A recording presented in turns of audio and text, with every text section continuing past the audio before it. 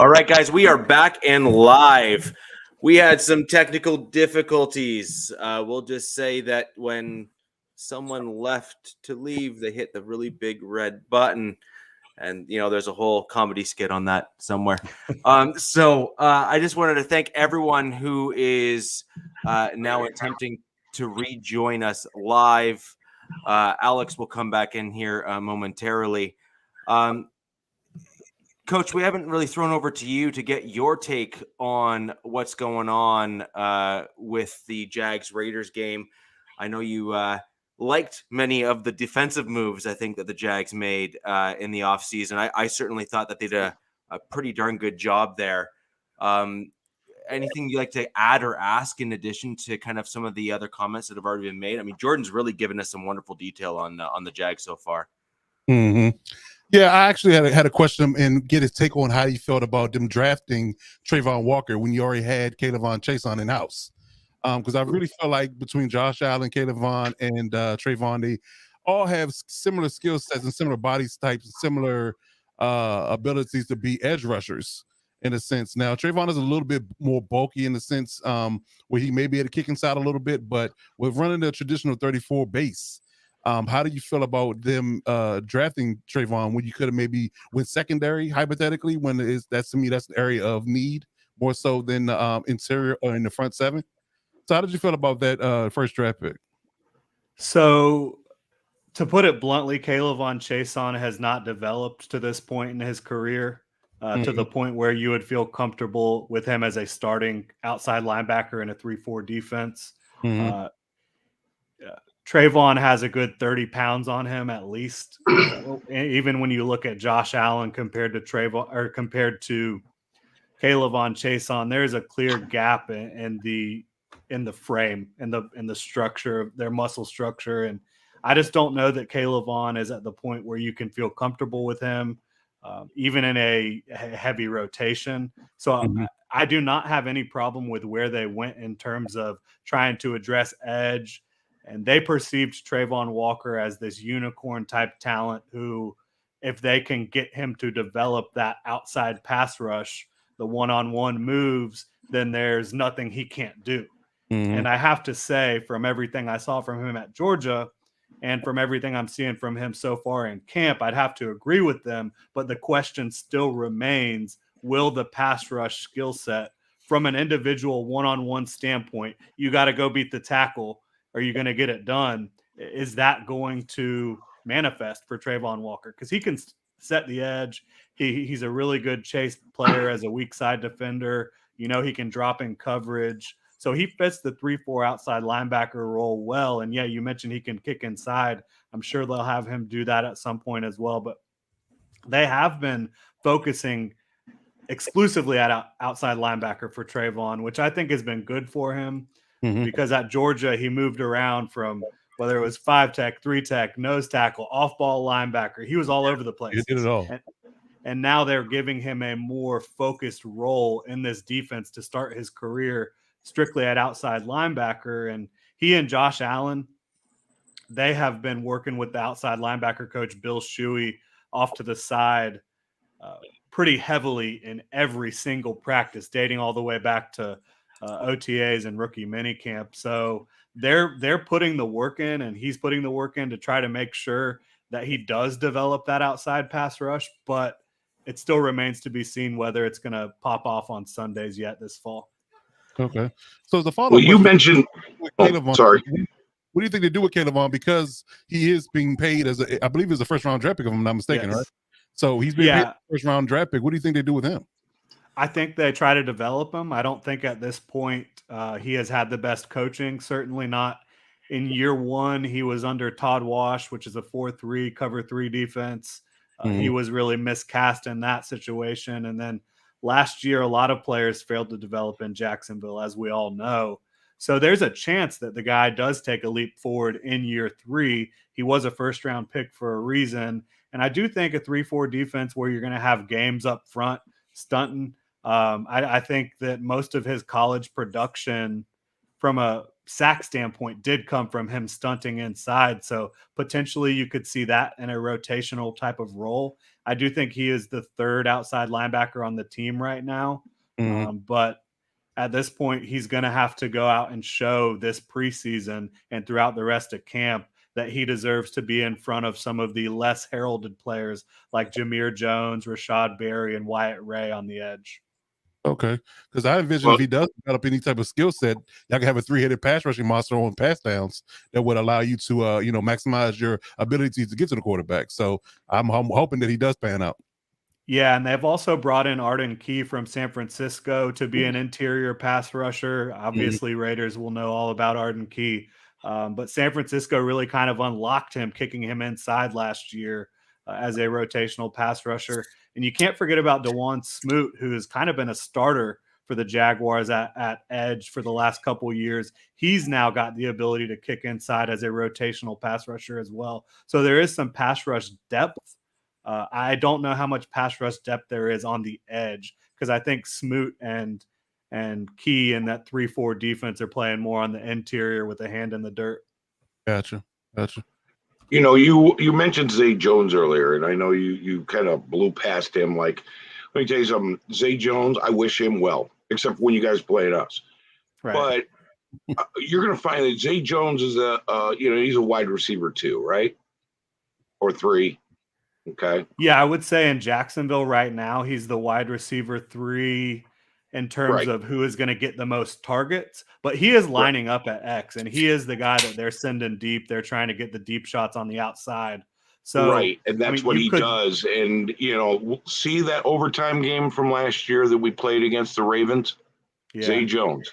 Okay, the guy will step up. He will step up. You got a little better than you think you do with him. And the guy's I'm a fan of Zay Jones.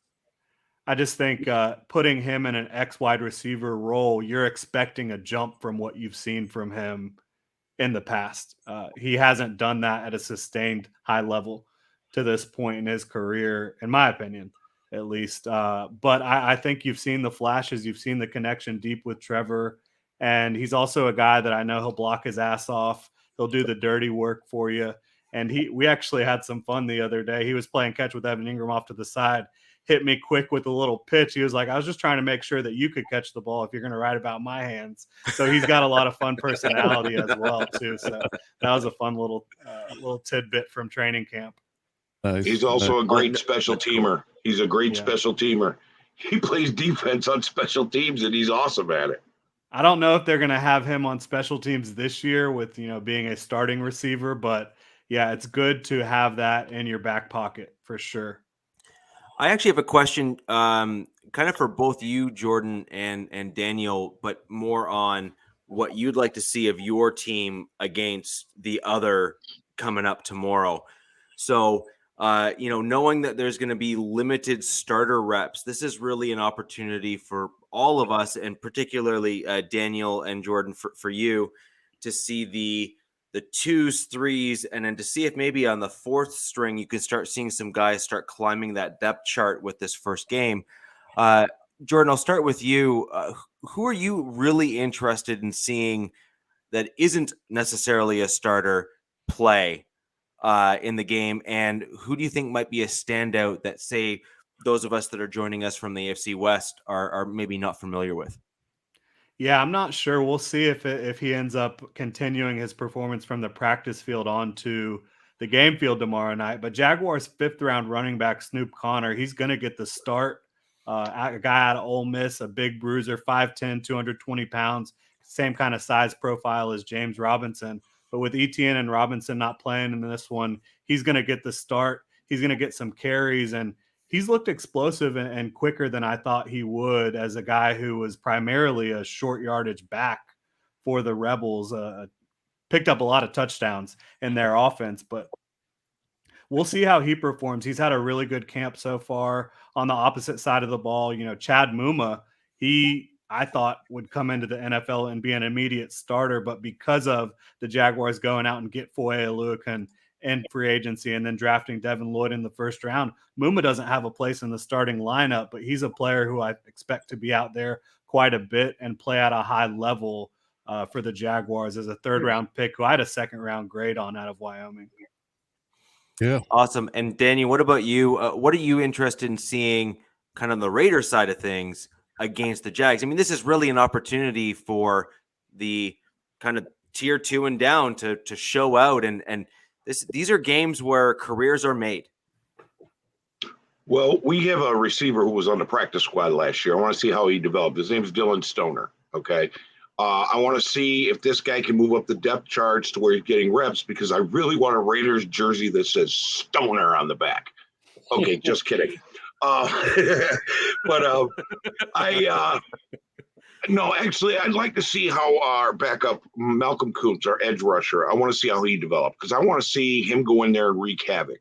The guy didn't get a lot of reps, but he has really high percentage of sacks for those little bit of reps he got. I want to see if he's jumped his game up and ready to take over for whoever. Interesting. And we're nearing the end of kind of Jordan's time with us here, wanting to be respectful. He has another commitment afterwards that he has to get to, and has spent a few extra moments here with us. Yeah, we're all right here for a little bit. Yeah, okay, we are. All right, you fantastic. got one question for you. I was going to throw it to you, Alex, if he had the extra time. I did want to be mindful.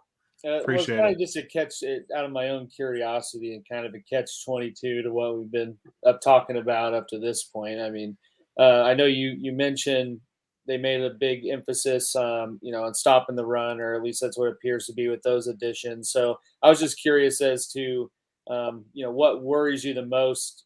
What unit, offense or defense, worries you the most going into this season that you wish they would have made a better effort to kind of improve? That's a great question. I don't look at any specific unit outside of kicker, because they do have quite an issue going on at kicker right now. Josh Lambo get beat up by the coach, man. Right. Yeah. Josh Lambo was a really quality kicker until he had that hip injury and the whole debacle last year. And so now they have Ryan Santoso, who's like a 6'5", 250-pound kicker, got a monster leg, but they're working on the accuracy. And then they also brought in Elliott Fry, who I think you're probably aware of. I think a lot of fan bases around the league are familiar with Elliott Fry. I think he's been on 9 teams over the last 2 years or so. But I am worried about the kickers. But when you look at offense or defense, I'm not specifically worried about many of the position groups as a whole. I wasn't stoked about them keeping Rayshon Jenkins in as a starting strong safety after last year, but this is a guy who's come on in camp, and he's looked a lot better than he did, a lot more like he did for the Chargers when he was there before coming over to Jacksonville. And he's shown leadership. I think a lot of these players, you're going to see a jump in play just from, again, Urban Meyer and that debacle not being around anymore. But I would say I was a little disappointed that instead of aggressively pursuing like a Teron Armstead, you went and signed Cam Robinson to an $18 million deal per year, where he's been a slightly above average left tackle in the NFL. I do think he's going into his prime. I do think he's slightly improved every year, but you could have paid Teron Armstead less than you paid Cam Robinson, and that guy gives you a ceiling of a top 5 left tackle in the NFL, maybe a top 3 left tackle in the NFL. So I would have more aggressively pursued an upgrade at left tackle. Certainly, I think that would be, and that's nothing against Cam Robinson. I think Cam Robinson is a fine player. I like his demeanor. I like his attitude. He's becoming a leader. It's just when you're looking at the whole picture, I would have done that, and I also would have tried to pursue a potential long-term X receiver number 1 at some point, whether it was free agency or the draft. They did not draft a single receiver. They did bring in Evan Ingram, Zay Jones, Christian Kirk, obviously, but they didn't draft a single receiver. And I think I'm a huge Devin Lloyd fan, but they traded up from 33 to 27, giving up a 4th-round pick, a 6th-round pick, and obviously the 33rd pick to go get a linebacker, a position that's devalued across the league. Of course, I think there's plenty of value in Devin Lloyd, But could you have stayed there and drafted a George Pickens or drafted someone else who has the potential to be a legit long-term starter on the outside? That would be another question. I'm not critical because I am a huge Devin Lloyd fan. But how will that play out? How will those careers compare in a few years? George Pickens, I know, is already making headlines in Pittsburgh. I know. I wanted the Chiefs to draft him. I was real big on Pickens to KC, but I'm not upset. Yeah, Sky Moore is a great quality receiver as well. I am not upset with Sky Moore at all. He's putting together some real nice route tape. See, I don't get the opportunity to ask this much because I don't know many Jags fans. So, but I love the one guy you have in your receiver room by the name of Laviska Shenault. Like his name is it just does it for me. I don't know why. I love that kid for his name and name only. Now, granted, he can play, but what are your feeling on Laviska Shenault in your wide receiver room going into the season? Yeah, he's had a really good camp. I think at this point he's wide receiver 4 behind Zay, Christian, and Marvin. And he's going to be used in a lot of creative ways. Doug Peterson is very adept at getting the ball in skill players' hands quickly. You'll see him, in the backfield. You'll see him catching screen passes, and having Zay Jones and a guy like Laquan Treadwell as well, who can both go block their asses off at the receiver position, is going to be critical for springing some of those outside plays, those quick game things. But I think Laviska has an opportunity to rebound after a year where he dropped way too many passes. That had never been an issue in his playing career. Going back to his rookie year, to his time at Colorado, never dropped passes. But last year, of course, he did. So he'll have to prove that his hands can be reliable this year. But I think the new coaching staff likes what they've seen from him, and he will have a role in this offense for sure. Awesome. I mean, he was like kind of a hybrid number 1, number 2 option for most of last year, wasn't he? Mm-hmm. Yeah, so when DJ Chark went down with the injury in week 4, that kind of forced Viska into a different role than he was expected to play and preparing to play. And I don't think he was ready for that role. And he had some very clutch moments and some big performances. He just put the ball on the ground too often. And hopefully you'll see him improve on that this year. But I definitely don't think he's ready to be like the number 1 outside receiver. He's got a unique skill set, right? He's 6'1", 220, 225 pounds. Probably is best in the slot and just getting the ball quickly into his hands. Yeah, that's exactly what I was going to say. He to me is a great slot guy with his blend of size, speed, and potential durability just because of his build. So many of the slot guys are smaller, shiftier, but then they end up getting dinged up. Like all the really top tier slot guys that you think of are kind of the shorter, more slender guys, shifty, but short, slender. And they always seem to have those major injuries near the back end of their career, or they end up with that one big one that kind of knocks them clear out for 5-6 games at the end. So I do think this is a great question because we've all answered actually this for our teams in terms of what the over-under predictions are.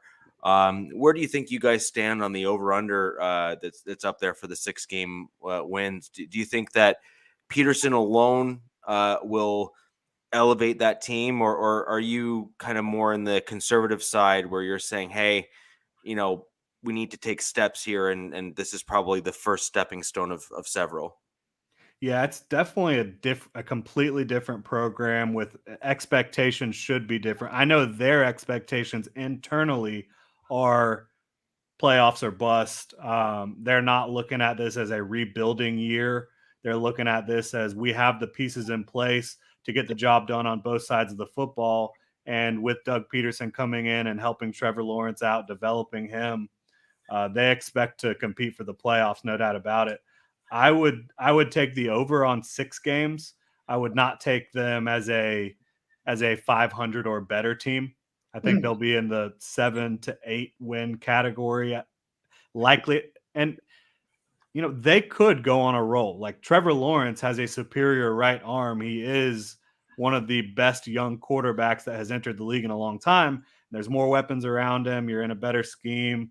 I think the defense is looking much improved, but there is so much newness. There is so much healing that had to take place from last year. So I don't think they're going to be quite ready to really push for the playoffs, but I do think they will. They'll at least get to that 6-win mark. I'd probably have them at 7 or 8. Okay. What do you got So for? do- Oh, my bad. Go for So it. do you guys play the Colts this year? Twice. Yeah. Okay. Right. Those are wins, right? Are they? In Jacksonville, and they thank have you for been that. wins. Thank you for that last year with the Colts. Absolutely, yeah. And Jacksonville, they have been wins. The Jags have beaten the Colts every year in Jacksonville since 2014. Really an unbelievable remarkable. stat. The Jags that's because they have the real Josh Allen. Oh, That's exactly. 2 wins, man. oh. Yeah, it's been That's incredible how So, poor the so franchise guys, has been, but how good they've been at home against the Colts.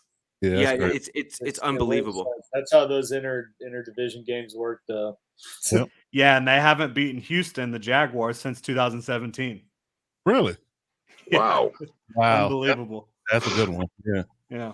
And the Definitely. Colts have had such a superior running game these past few years too. Superior roster, period. Yeah. And they can't seem to get over the hump with the Jags. That's interesting. Yeah, Yeah, I but you think it's guys have bizarre. improved, so you own the Colts. You've improved. You own the Colts. I'll take it. I saw a tweet that it said that Trevor Lawrence is what they envisioned Carson was being when Doug Peterson was in Philly. Do you agree with that? I do get that train of thought. Like, you looked at what you thought Carson Wentz could be and what he did look like during his season where he was on pace to be the MVP of the NFL in year 2. And he was delivering strikes all over the field. He was using his mobility. And can Trevor Lawrence do both of those things and do it at a higher level? Absolutely. Yeah, absolutely. All right. Let's see. Last of all, I know we're trying to wrap up your time, but since we were on a little over/under kick, I wanted to get your thoughts on, what's the over/under of Trevor Lawrence having 15 interceptions this season, That's good. He had 17 last year, 12 touchdowns. 12 touchdowns. Yep. I'll take the under. He's taken care of the ball really well in camp so far. He's had 2 interceptions. One of them was, of course, an Evan Ingram drop. Yeah. That's what I've seen on my Twitter. Is the only Jags news I get is of Evan Ingram dropping something. Yeah, and then he had another one that should have been picked by Rayshawn Jenkins, but Rayshawn wasn't able to hold on to it through the ground. So those are those are the only 2 turnover-worthy plays he's had in all of camp. 125 throws that I've tracked so far. So I think he will take care of the ball better. I think he'll have less than 15 interceptions. And I do think it will be probably 10 to 15, but I'll go with the under on 15. Okay. He's going to push the ball. Like he's a guy that will take risks down the field. Well, that's what people with good arms do. So it's why they get drafted high. Indeed. I think this has been great because these are the types of insights we just simply don't get when we follow our teams in the AFC West, and it's super important to have this type of information and knowledge coming into a game so certain players to look out for, certain insights that we just obviously aren't going to have. Now, on the last note here, Jordan, week 8 of the season, we may or may not be on speaking terms depending on what happens. But I would love to, extend an invite for whether it be a recorded small segment or something like that for you to jump on to discuss the whole London game, where it'll be the Broncos versus Jags. Yeah, absolutely. That'd be amazing. And I think by then we should have a pretty good idea of kind of where our teams are at that stage as well. See where injuries have taken us and kind of get a reasonable idea in terms of what we're doing both offensively and defensively. Before everyone runs away after losing all of the wonderful insight that Jordan has given them, Jordan, can you let everyone know where they can find you? Yeah, you can find me on Twitter at Jordan DeLugo. You can check out all my work at GenJag.com or check out our YouTube channel, which is GenJag as well. A lot of different content that I've been uploading, and I've been out there at training camp every day. So if you are interested in some Jaguars news, highly encourage you to check it out, GenJag.com, and you can follow me at Jordan DeLugo. And quite a good percentage of our audience is on Twitter. Do you have Twitter handles they can find you? Yeah, it's at Jordan DeLugo. And what about your channel? Does it have a specific Twitter? Oh, it's at Generation Jag. Yeah. Perfect. Okay. Excellent. Fantastic. Absolutely.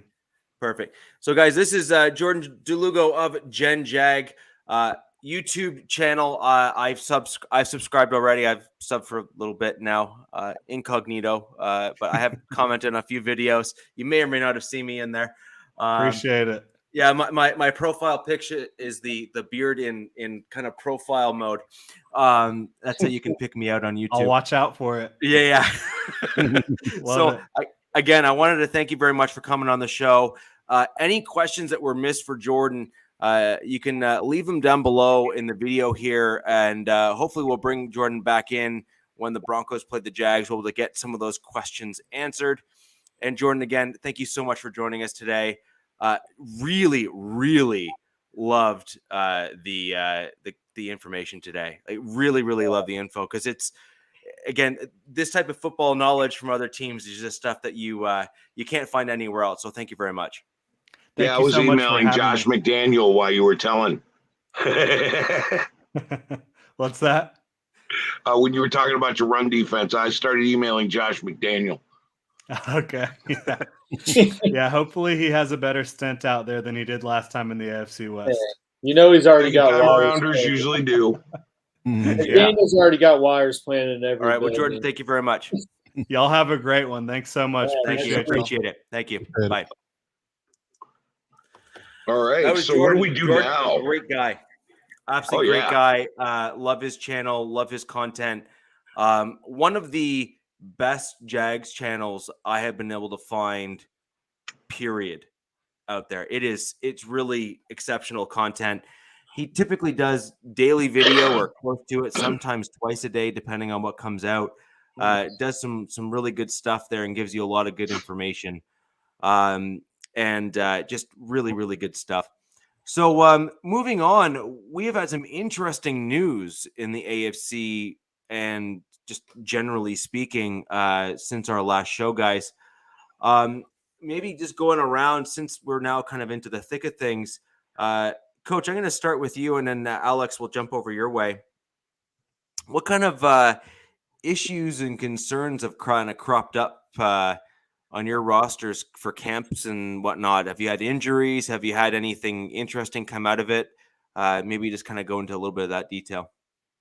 Yeah, well, I wouldn't say it's anything detrimental, but Derwin James is holding in, waiting on his contract to be finalized. He's due for an extension as he's on the last year of his deal.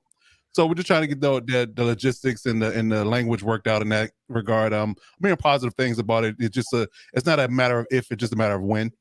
So we're waiting for that so he can get into practice and put some pads on, which he likes to do. You know, he told people early on when he got into his rookie season, he liked to hit people. So I'm sure he's itching to do that, but he's just trying to, I guess you can say, hold off on the unnecessarily reps and contact until he gets his long-term deal done.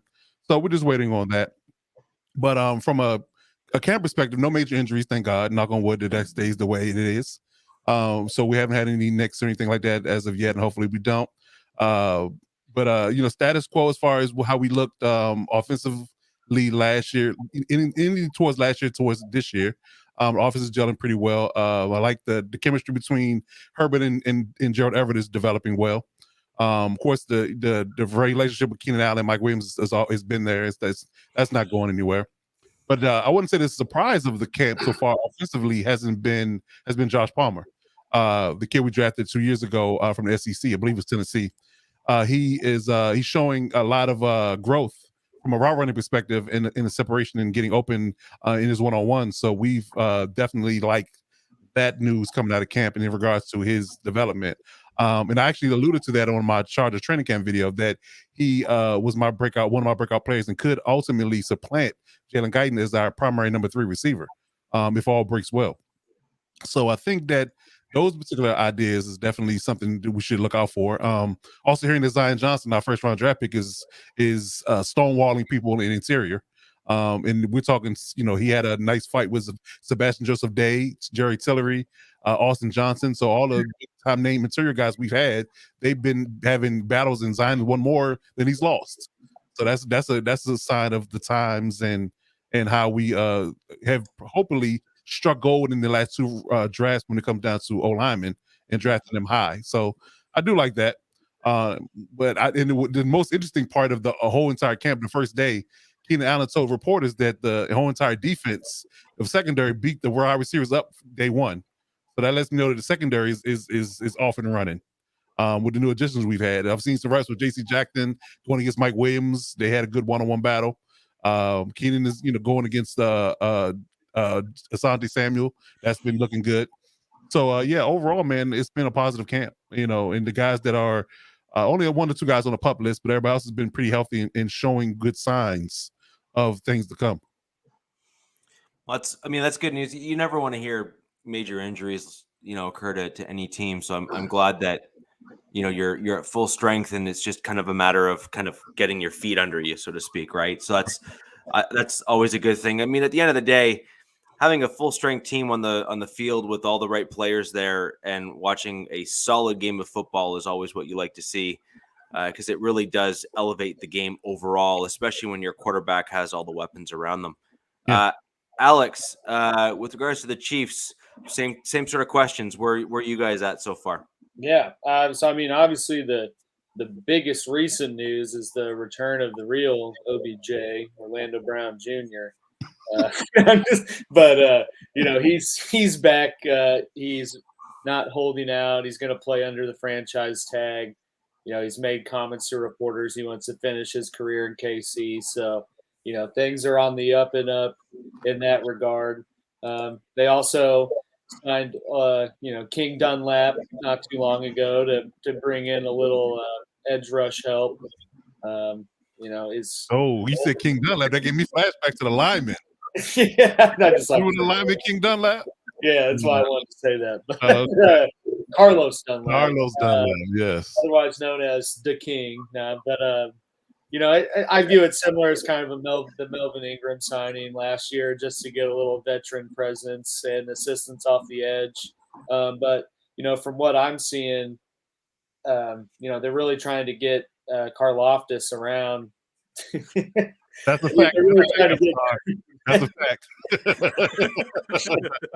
Really trying to get Karlaftis up to speed, and it at least initially appears they're going to try to really rely on him off the edge. So that's kind of exciting. As far as injuries, there really hasn't been anything, knock on wood, at this stage that has been alarming. Sky Moore did go down 2 days ago, but he's been seen back in practice, and nothing serious. I think the biggest injury they got right now is Rashad Fenton, but he's been out since camp started, and he's rehabbing, but no clear timetable on him. But at the same time, I don't think that's a bad thing, because they got so many young people in the secondary. I think you give some guys more reps at this stage to kind of figure out who's going to fit into the rotation, which is definitely something they need to figure out going through the preseason here. All right. Interesting. So that was a concern. I mean, even I saw Sky Moore's injury originally, and they were fearing the worst. Yeah, I saw it. Was like, what's going on? Right after they were fearing the worst. Nothing but sick Sky Moore catches and just absolutely routing people. And then just like the next tweets I see here, Sky Moore down. Yeah. And, you just never want to see that on any team, but that is an unfortunate nature of the beast with preseason. And in regardless of how much contact is going on or not. Yeah. So OG, over to the Raiders, and then I'll take it home with the Broncos with just kind of the update from camp and whatnot. I know you guys have had probably a bit of a modified schedule given the Hall of Fame game. Mm-hmm. So I think that's, we all kind of expect that, right? But generally speaking, what's the overarching feedback been from camp and practices and that sort of thing, and also in terms of potential injuries if there has been any? Well, there's a couple of injuries, but these aren't guys that I thought were going to be starters anyway. We lost a guy, Fackrell, free agent, defensive tackle. That one kind of bothered me a little bit. We lost another one today, but it was not a guy who I even considered was going to be close to starting. As far as the injury report, but we've been playing next man up football. That's it. As far as from camp, I'm hearing that there are certain players who are doing better. Everyone was worried, concerned about the right side of that line. Our right tackle, Alex Leatherwood, they're going to start him. He's obviously moved up a little better. And understand, we had our left tackle, Colton Miller. His first year, everybody in the Raiders wanted him drawn in quarters and pieces arrested. And his second year, you didn't hear it so much because he improved. The third year, everybody's screaming for him to get in the Pro Bowl. I think the same thing's happening with Leatherwood. I think he's improving. We're going to see what's happening there. Defensive tackle room. There's people we're still trying to get. I believe. Otherwise, everything else started to look solid. Our secondary is actually starting to sound a lot better, is from what I've heard. Also, I wanted to just say, Avatar, thank you for subscribing to my channel. Ed Winchell and Jack Kenneth, thanks for coming over here, bro. Yeah, I'm subbing for the captain. So I'm Lieutenant Dan. But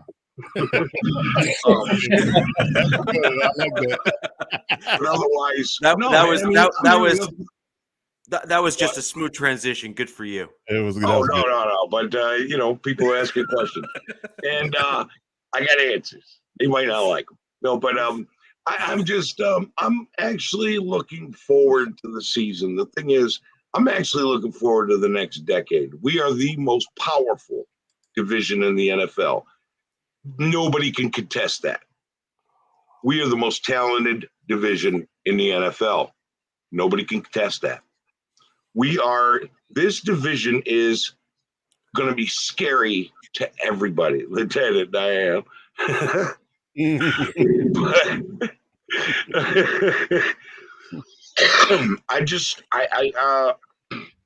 I look forward to this because I remember back in the old days, this division was competitive, and if you had to take on this division, you were scared. It worked. A lot of rules were put in place in the NFL because of this division in the 70s, the 80s, the 90s. Okay. We all got tough at the same time. Like, we are the neighborhood you don't want to go into. That's a good one. I like it. That's right. That's dead on accurate. I like it.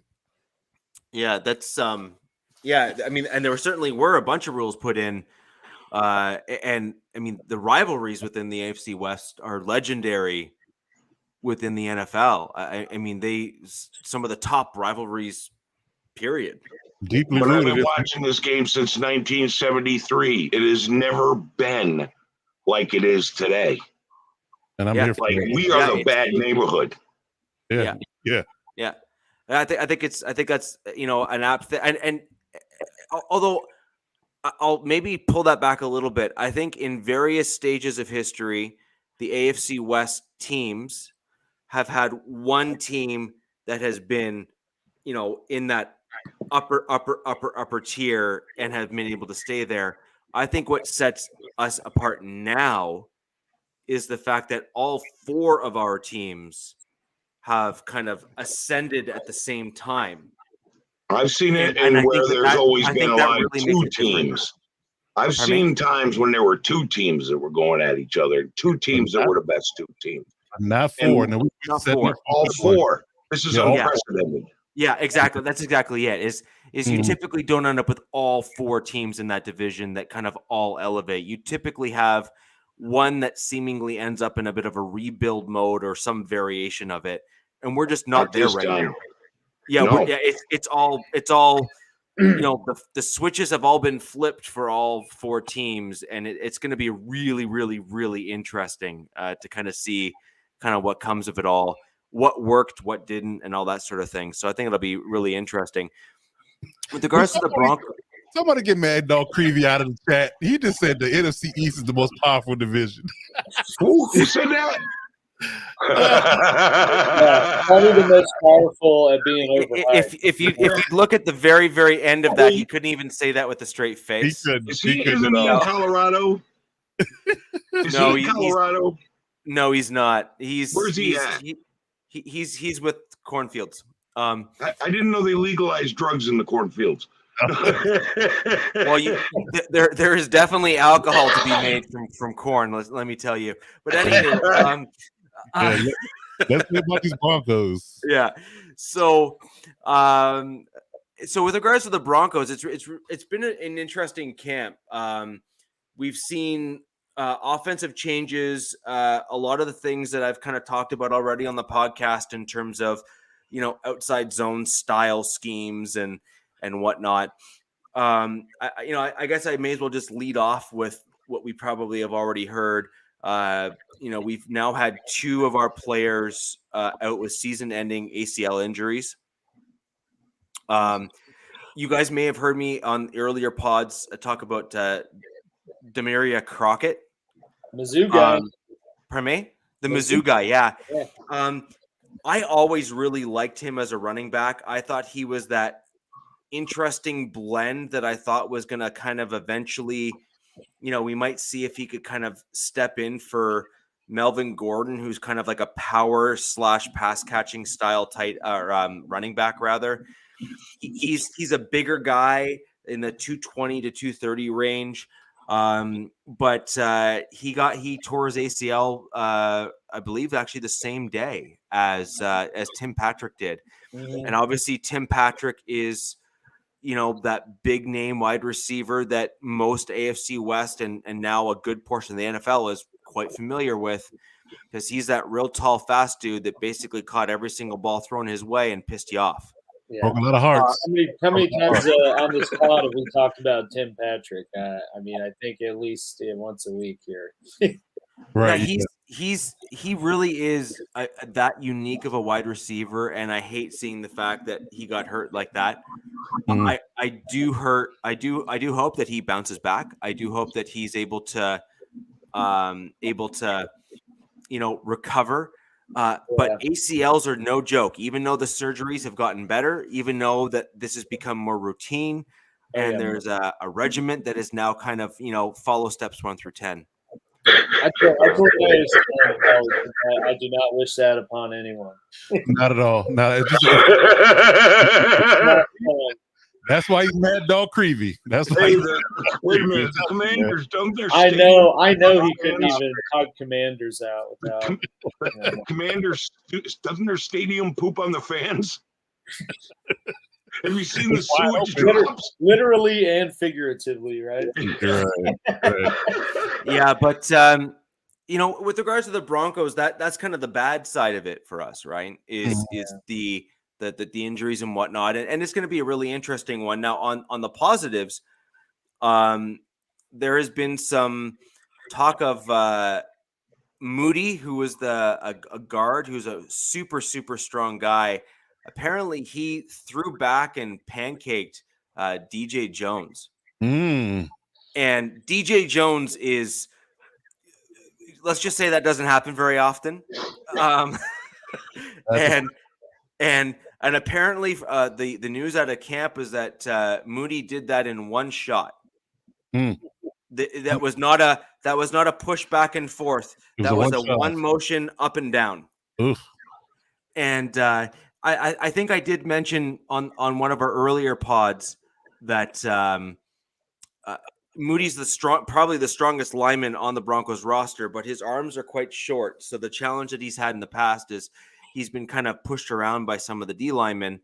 But now that the offensive line is going to be more in motion, that helps negate a little bit of that and allows him to kind of showcase what he's really good at, which is just throwing people out of the way. I called him the T-Rex. That's what T-Rex do. Yeah. Get him in there. All And guys for the T-Rex. and another name to again, a lot of other fans and whatnot from the other AFC West teams probably may not have heard him yet. We did interview him actually on the MHRT Network in May, and that is Montreal, Washington. Oh yeah. He has had a camp.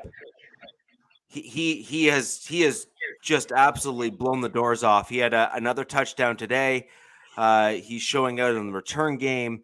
I really do think that he's going to be a name that you may not have heard him yet, but I think you will, and he'll be a surprise to some who don't, pay attention or follow the Broncos. And so for all of you guys, I think he's a name that you should be kind of circling. I think, particularly with Tim Patrick and his injury, I think he's certainly one of the guys that the Broncos will likely turn to, and he is a rookie. Yeah, you stole my question because I was going to ask you who's going to take Tim Patrick's spot. Well, I think it'll be a committee at this point until unless they make a decision on maybe bringing in a specific offseason acquisition. But I think for now they're going to be looking at Seth Williams and Montreal Washington as primaries, and then I think I'm going to mispronounce his name, but it's like Fulgham or Fugum. I believe. Fulgham? Yeah. I believe that he's going to be a guy that'll kind of step into that role as well. From Mad Dog's favorite division, the Eagles, NFC East. The best division. Right. Love the NFC least. There you go. I actually think that that's probably what you're going to kind of start seeing. Seth Williams has a lot to prove. So I think that Williams is probably the guy you're going to see pushed into that role because they want to see what they actually have with him. You can't have three guys that all have the same skill set make the roster and be on the field. You can't have Sutton, Patrick, and Williams all with a very, very similar skill set. So now is Williams' time to show that he deserves to kind of make the roster and do all the things that we thought he could do. This is a good question. Pono Z actually asked it. Who are each team's surprise UDFAs in camp? Who wants to go first? I'll go. I will. Well, I think the biggest, I don't know if it'd be surprise. I mean, at the start of it, I would have said Justin Ross, but we saw them shut him down for the year. Right. I think the biggest surprise has been Jerrion Ely, who I have talked about before on the show. He was an undrafted running back out of Ole Miss. I hyped him up because he was a 5-star recruit and had an offer from every Power 5 in the nation, and just didn't really bring that same flash to Ole Miss. But there's been a lot of preseason talk of him kind of playing a little bit of a hybrid role. He's been taking some reps in the slot, running some routes out of the slot position, as well as running the ball. And he's also, was picked up more so for his kick returning skills. And so I think it's going to be interesting just how they've been implementing him. My mini take has been they're trying to use him how they used Tyreek when they first got Tyreek Hill. Because you recall his first year, he was like a running back and would get like 5 touches a game and would take one for 70 yards. And then they slowly built him into the receiver he is now. Obviously, that's trying to catch lightning in a bottle twice. But I think it's interesting to see that they're kind of doing the same stuff with this guy who's, just a freak athlete. And it just to see how that plays out as the preseason progresses and what kind of role he carves out, if any, for the regular season. Okay. Daniel? We got a UDFA, Darian Butler. This kid is a UDFA, may crack the 53-man roster. He's been balling out in camp. He's been showing out, and it's like, wow, kind of like blow you away kind of player. Like, how did he end up undrafted? We got a guy. I know a guy. I know a guy. It's crazy how that draft stuff goes, though. Yeah, I had a buddy that was in the draft process, and I mean, he had at least 5 franchises tell him, "We're looking at you in the 3rd to 4th round, and you didn't get picked." It's just crazy that it's just like it's such a crapshoot, and sometimes it's like the higher power gets to say of who they want, and just some guys just fall out. As a matter of fact, on mine and Captain Jack's channels, we interviewed a Raiders scout who was with the Raiders for 33 years. He was Al Davis's right-hand man and told stories, crazy stories about players that he wanted, and Al went, "No, I'm getting this guy." Oh yeah. Okay. I mean, that's towards the end that we paid for years. We paid for decades for those kind of mistakes. Well, and I mean, it's like similar to, when Gruden was at the helm. I mean, didn't he kind of have sort of priority say over who they picked? And I'm sure you had scouts in there saying, "Don't take." We had Mike Mayock telling him we want this guy, and this guy, and John Gruden overrode him, and we know this. He just won't admit it. Yeah. But our 4th and 5th round picks were amazing. Yeah, because that's where the higher ups and powers that be don't pay attention, so then they leave it to the guys that they pay. Yeah. And then that's where you end up with gems that come out 4th, 5th, 6th, and 7th round, because it's the guys they pay that actually know what they're doing. Right, like Hunter Renfrow and Max Crosby and guys like that. Nate Hobbs, 4th, 5th round picks. Those are the guys who are balling. Yeah. Coach, what about you? Well, I was torn on this one because I was saying in a couple of my Charger videos on my channel that because of the amount of moves that the Chargers made in the offseason, it was going to be really hard for the group class of this year of the UDFAs to make the roster. I think there will be more of a developmental pieces and practice squad players, but there is a guy that we just went undrafted a couple of seasons ago, a guy by the name of Brendan Frioko. He's actually an interior D lineman, is making waves in practice this particular all season. He's been under Joey Bosa's wing for the past couple of seasons and taking a lot from him from an interior pass rush perspective. So he's turning heads. And I thought that it would really be difficult for fringe guys to make. What is that? I saw Chargers immediately. You know what it says. Hey, Mundungus, come on, man. You just suspended all 24 of them. All right, Mad Dog, calm it down. Calm it down over there. But anyway, I think the best part about that, by the way, was is you were talking, and then it was. It was a long caption. I saw Chargers in the middle of us. Oh, wait a minute. I said, I like, yeah, that's him. That's him. Got to take a jab at me once a stream. That's him. Got to do it. Not here, so it's got to go to you. But anyway, yeah, I think Brandon Fiocco has a good shot of making the roster. Maybe supplanting one of the guys that we think is going to make it in the interior lineman perspective, or they just might have to make room for him because he can make a place in the last week and a half. So if that continues, it'll be hard pressed to be a tough decision not to keep him on the 53. So we'll look out for him. Is that the Hard Knocks kind of the dude that was on Hard Knocks? That's him. Yeah, that's him. Yep. Mm-hmm. More like the lightning bolt earrings. Yeah, he did. He did the haka for LSU. Okay. Yeah. Yep. Creevy actually is the Grand Pumbaa at MHRT Network.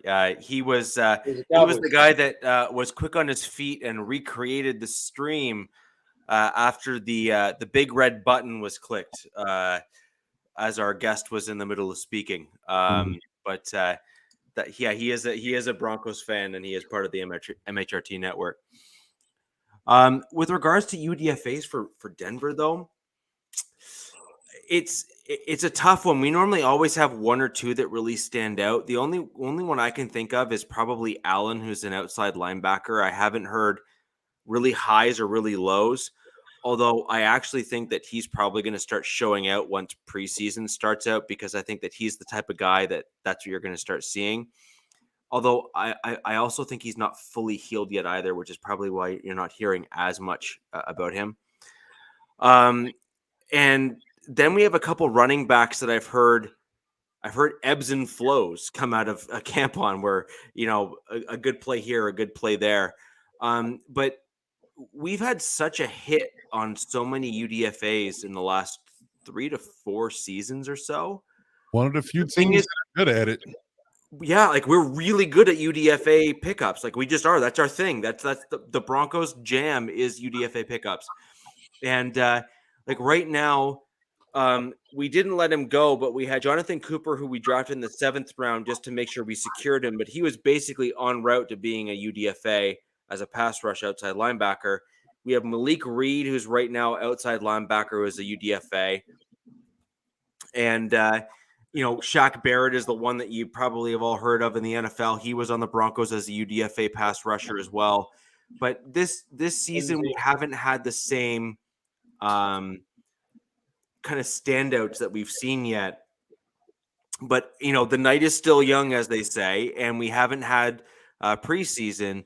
And as a Broncos fan, this happens every year, every season, where we have the one guy that sticks out in, the first, second, or third preseason game, and they almost always end up making the roster. And that's been the story of the Broncos for as long as I've been a fan.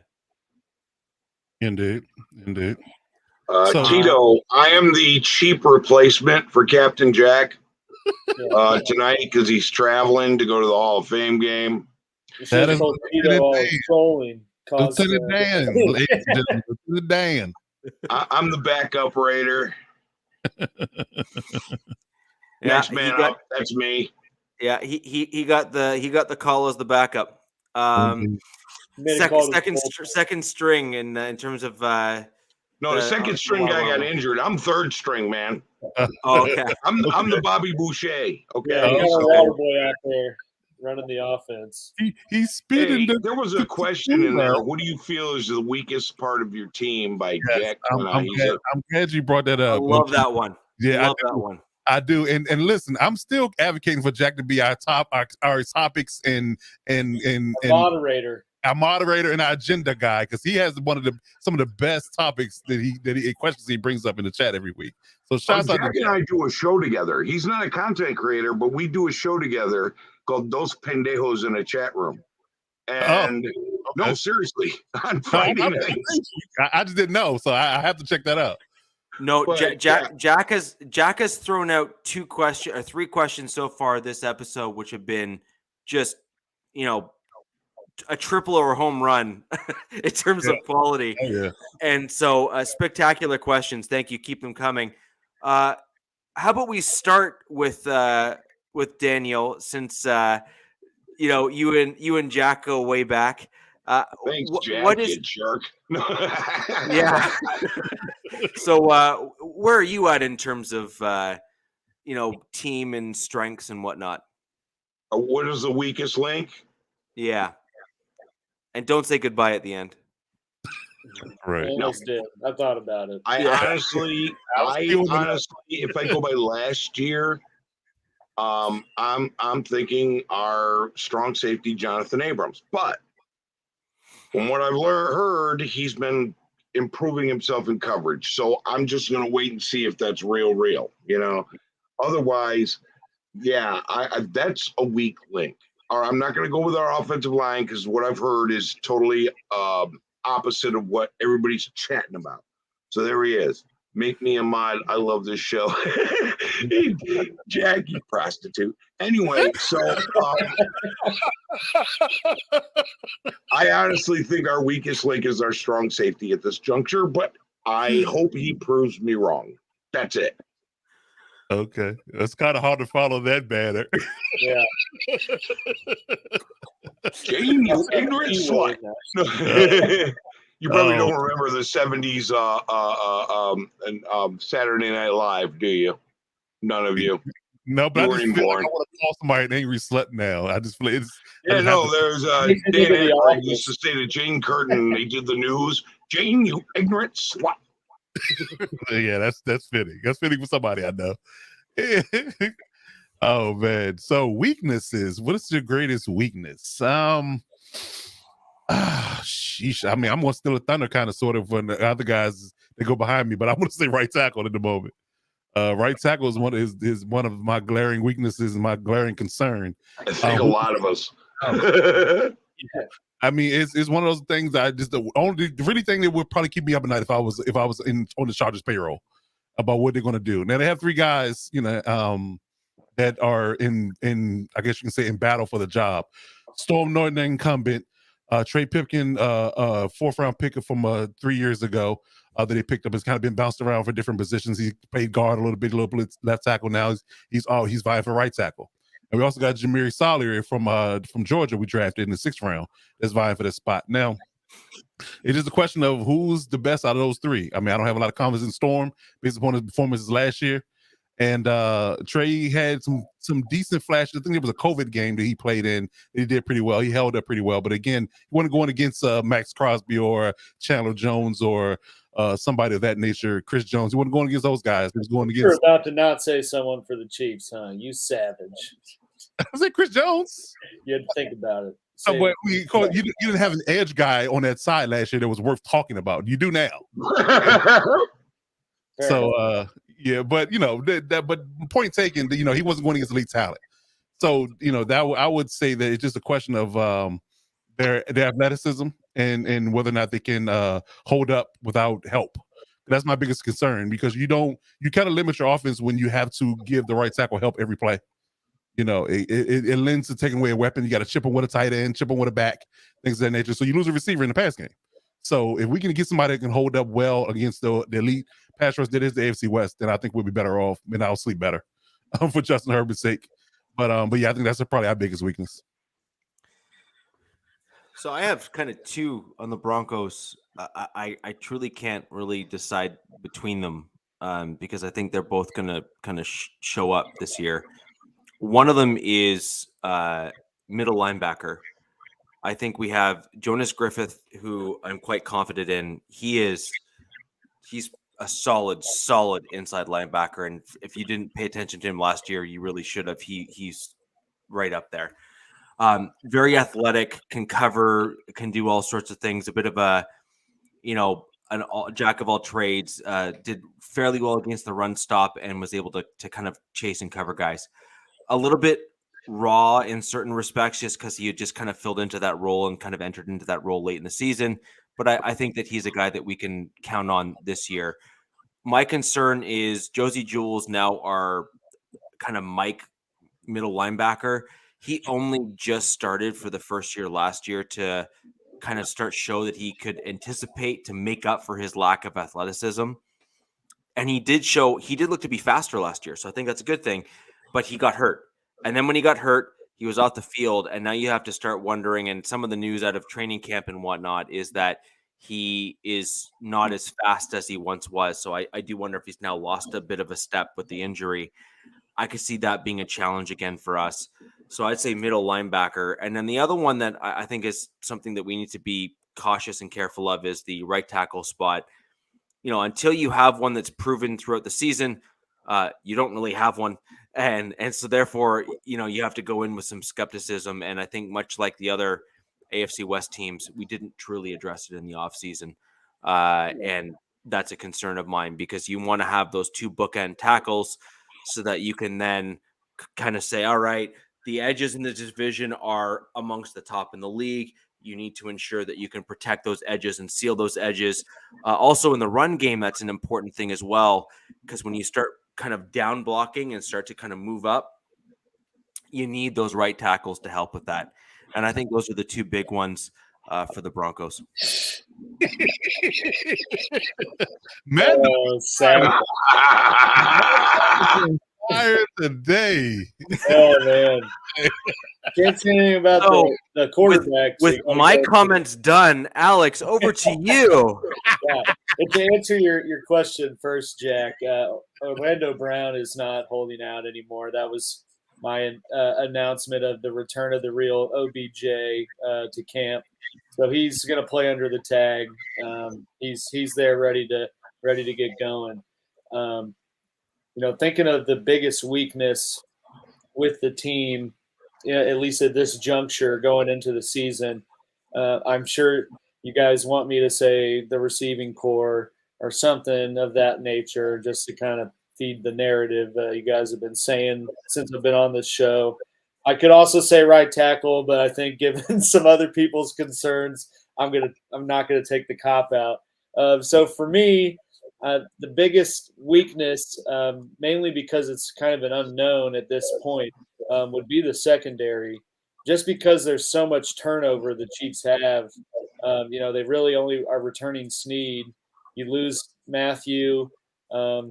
Sorensen's gone, thank God, but he still is out there quite a bit. So to me, that's the biggest weakness and or concern, is who's going to fill those roles. They had so many free agent signings, drafted, I think four or five guys, and brought in another two and undrafted. So they kind of just have this hodgepodge of people, and they're trying to figure out who's going to fill what role and who's going to plug in where. So, for the sake of considering the question at this stage of the season and in preseason, that would be my biggest weakness with KC, is just because it's so unknown of who's going to, fill those voids that left. Indeed. I have one question over to Daniel as we kind of near the end of the show here. There has been some rumors of, is it Tevin Jenkins being linked to the Raiders? Yeah. And those rumors don't seem to be slowing. It's rare for rumors like that to surround kind of New England style run teams, just because they're normally tight-lipped. But what do you think about those rumors flying? What do you think about the potential player? And do you think a change of scenery with the Raiders could potentially turn his career around and maybe solidify the right tackle spot in a new team? Okay, well, my channel. If you've seen it, Richie, I know you've been on there. I'm Raiders history. I'm not big on rumors or anything else. We'll see. Everybody's talking about Ndamukong Suh, Tevin Jenkins, all these guys. We'll see. I don't buy into rumors. If you ain't signed, you ain't a Raider. That's it. Yeah, well, cut and dry. I'm sorry, man. That's just, if you ain't a Raider, you ain't a Raider. If you're signed, you're signed. If we sign them, then there must be a reason. If Ziegler and McDaniel think that he's worth having, we'll sign him. If they don't, they don't. Things are different now, man. It's more like corporate. Okay, we ain't the old Raiders of old, where we've become more corporate, but at the same time, we got that attitude back. The Raiders are back. Okay, the autumn wind for the last 20 years has been okay. That's the autumn wind for the last 20 years. We deserve. It's our time to get better. Now we're in a division who's all gotten better, except for the Broncos. No, just kidding. Just kidding, man. But well, OG, it was nice seeing you on the show. Just kidding, Richie. Look, every one of our teams. Let's just put it this way: iron sharpens iron. Whoever comes out on top of this division is going to kill everyone. Listen, it could legit be 3 teams, maybe 4 in the playoffs. And we will kill everyone. We will be a lawnmower to these people. Okay? They don't understand. This division is the toughest division. After we all get done beating each other up and fighting for it, whoever comes out on top is going to kill the rest of the NFL, because they ain't tough enough to handle this. The only pushback I have on that is if we play the AFC North, in the kind of back end of the season, or Buffalo, but although Buffalo doesn't actually have that type of mauling defense or offensive lines that some of those other teams do, but you typically end up with, say, the Ravens, the Browns, and the Steelers typically field some pretty aggressive teams, and they covet those old school style positions like the middle linebacker and the lines. Like they typically they covet the trenches effectively. And so that really holds up in the later part of the year. And that's why you typically end up with 1, 2, or 3 of them that typically make the playoffs almost every year, is because they play good football that can last throughout that back portion of the season when it really matters. And they can typically field really good teams. And those types of teams are tough to beat when they're built a certain way. And so I do wonder where that kind of ends up with us and as a collective division, because those types of teams can compete. Yeah. I believe iron sharpens iron. You're talking about the Broncos, the Chargers, the Chiefs, and the Raiders, who are all at the fighting with each other. You come out on top of this division, everybody else is a joke. Okay? I don't care if it's Buffalo or Pittsburgh or Tennessee or whoever. And the NFC sucks. They're weak. Yeah. Whoever wins this wins, it's the Rams and wins Bucks. it all. Exactly. Whoever wins this wins it all. The Bucks And are in the trouble. They lost dynasties 2 linemen begin. already. The Bucks lost 2 linemen already, so they're hurting. So it really could be a 1.5 man race, because I don't believe in the Packers at all. I think they're third fiddle to those top 2 teams. And again, the NFC least, change the channel. Let's be honest. Yeah, What if it ends up the Buccaneers? What if it ends up the Buccaneers winning the NFC, right? Their weak division and their weak schedule, and they come up against one of these battle-hardened teams. Yeah.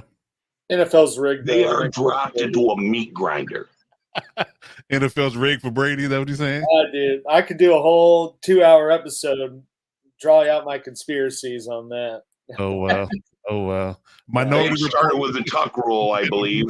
Thing going on. Yeah. But I agree. I think that internally each team is really good from a roster perspective, so they'll sharpen each other day to day in practice, and then when you play each other in the division, you're going to get battle tested there as well. So I think we're all in agreement that whoever comes out of the division at the top is going to have a good chance of winning it all.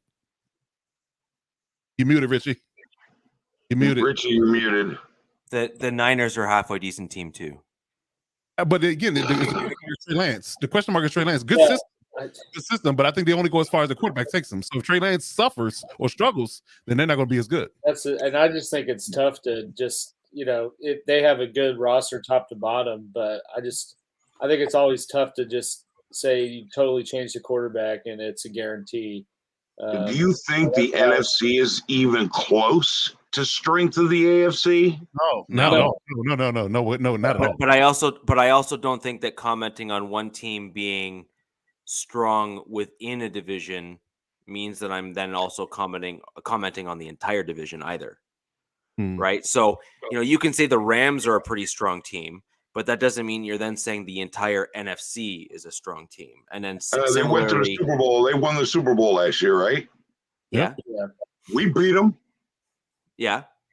But my point is that just because they're a strong team and a good team doesn't necessarily mean that then means the entire conference, for example, is good, or that even their entire division is good. It just means that you happen to have a couple compared to our conference. Yeah. So you're comparing to our conference, and I believe our division within the NFL is the toughest, because I think you have 4 teams that have all elevated themselves in one offseason. In a big way. Yeah. And it's not a small thing either. No, not at all. No, our whole division went for it this year. Like, no, let's go all in. Yeah. Everybody throw their chips in the pile. A whole lot of time saying, hold my beer.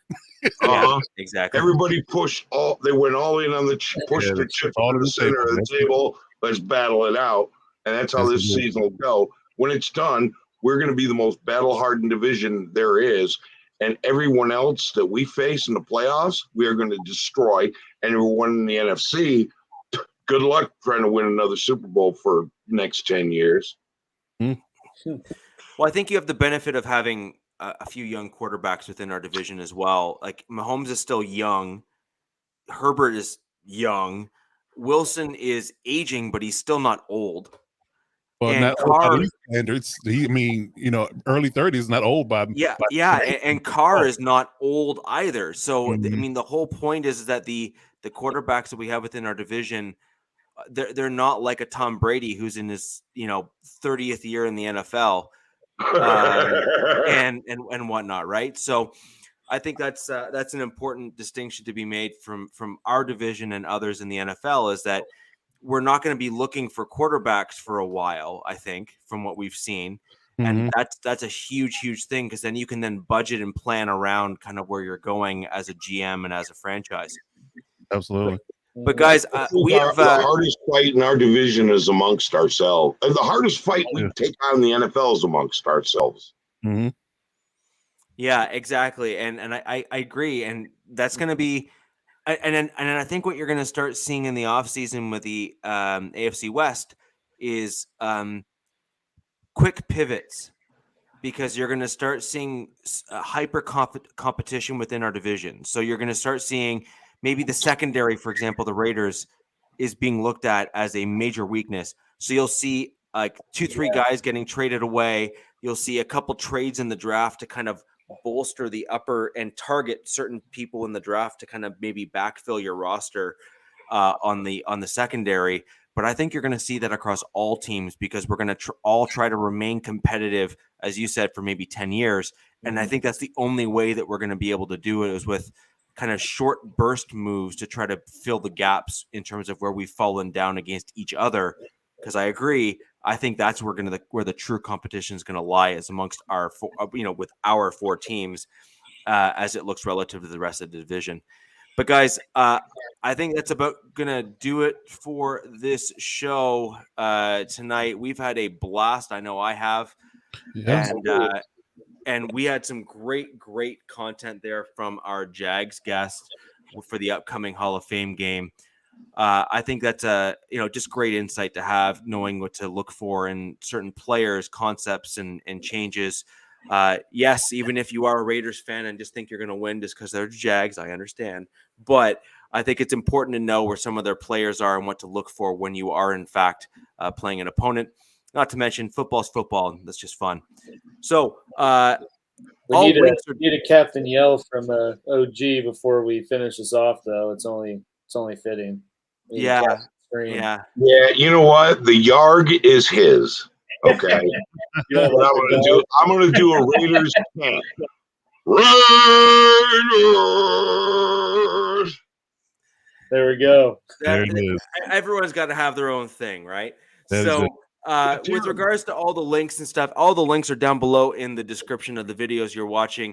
If you can please like, and if you haven't already done so, subscribe. If you didn't get your question asked, drop it down below in the comments so we can see it after the video. We'll try and catch it for next show. We are all on Twitter, I believe. My handle is just below here. And Alex is below his. You could find Coach Defense at Lockdown Defense. It's just Lockdown Defense, right? Yep. You got it. And OG, are you on Twitter? Can people find you there? I don't tweet. Oh. I'm on Instagram, though. Black Hole Chronicles. I'm on Facebook. Black Hole Chronicles. YouTube. Chronicles of the Black Hole. I'm on YouTube. Chronicles of the Black Hole. If you like Raiders history, you're going to love what I got. And the interviews that we do with great old Raiders, me and Captain Jack, fun stuff. I want to hear a cheer, each one of you guys' team cheer. I just did mine. Yeah, I don't do that stuff. No. Yar! I'll do that. I'll say hold up. Our new one is bold up or shut up. That's our new one. Well, anyways, guys, we will see you next Wednesday. You notice how I segued away from that, Daniel. We will see you next Wednesday at 7:30 Eastern Standard. You'll have topics out on Twitter. I will tweet that out. And until next week, next Wednesday, where the West Side is the best side. The Wiki Wow. I hope I lived up to Captain Jack's standards. You're great, OG. All right. Thank you very much. See you next week, guys. Good night.